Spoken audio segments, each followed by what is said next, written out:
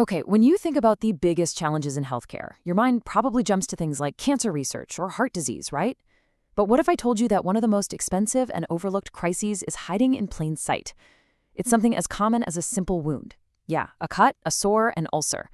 So today, we're going to dig into how something so ordinary has quietly become a multi-billion-pound problem. It seems like it should be simple, doesn't it? You get a wound, you treat it, it heals. End of story.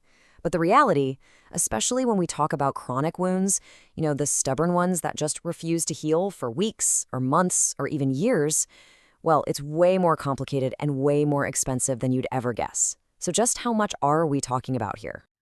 All right, take a look at that number. Let it sink in for a second. 3.1 billion pounds. That's what the UK's National Health Service is estimated to be spending on chronic wounds. And that's not a one-time cost. That's every single year. And here's the really scary part. This isn't a static problem. That massive number, it's actually going up. With an aging population and more people living with complex health conditions, experts are pretty clear that this cost is just going to keep climbing, squeezing an already overstretched healthcare system. Now, it's easy to think, well, someone must be doing a bad job. Maybe it's lazy clinicians or a lack of effort.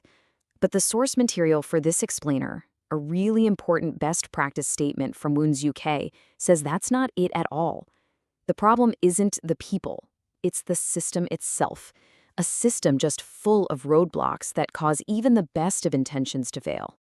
So let's break down these barriers. For starters, there's no standardized training, so the care you get can be wildly different depending on where you go. On top of that, clinicians are just drowning in conflicting information. And then you have management who are often focused on saving a few pennies on a dressing today, completely ignoring the thousands of pounds it costs when a wound doesn't heal for a year. It's just not a priority, so there's no clear map to follow. And this quote from the report absolutely nails the outcome. All those problems lead to what the experts call ritualistic care. Think about that. It means treatments are just repeated week after week, month after month, without anyone stopping to ask, hey, is this actually working? It's like being lost in the woods and just walking in circles. It's care without a compass. So what does this ritualistic care actually lead to in the real world? Well, the data is pretty sobering. One major study found that after a full year of treatment, a staggering 28% of patients with chronic wounds were still not healed.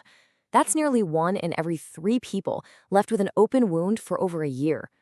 And we have to remember, behind that number is a massive amount of human suffering. A wound that won't heal isn't just a physical issue. It can completely take over your life. It affects your ability to work, to see friends, to even leave the house. It's debilitating, and it takes an incredible toll on a person's mental and emotional health.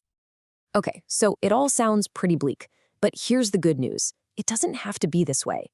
The very same experts who identified all these problems also laid out a clear, logical, and really powerful solution.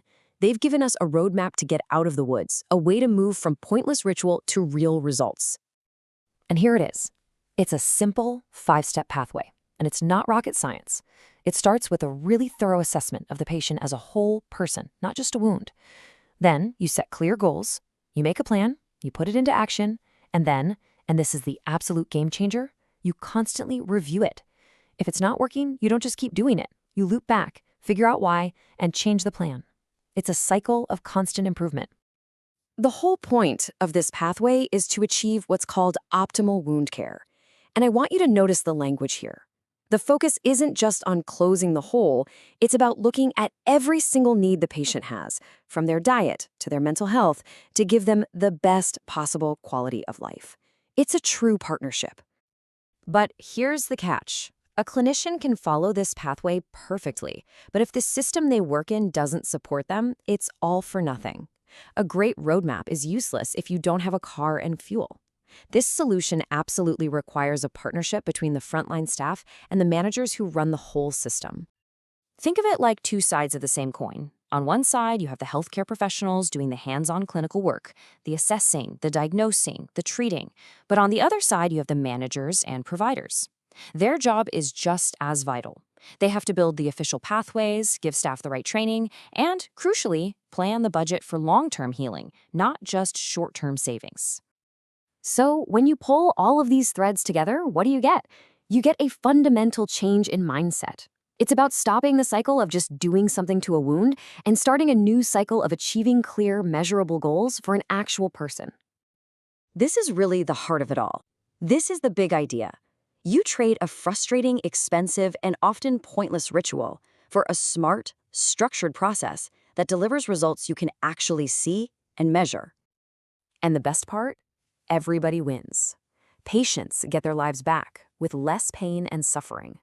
Clinicians get huge job satisfaction because they're actually seeing people get better. And the healthcare system? It saves an enormous amount of money by stopping the bleed of inefficient care.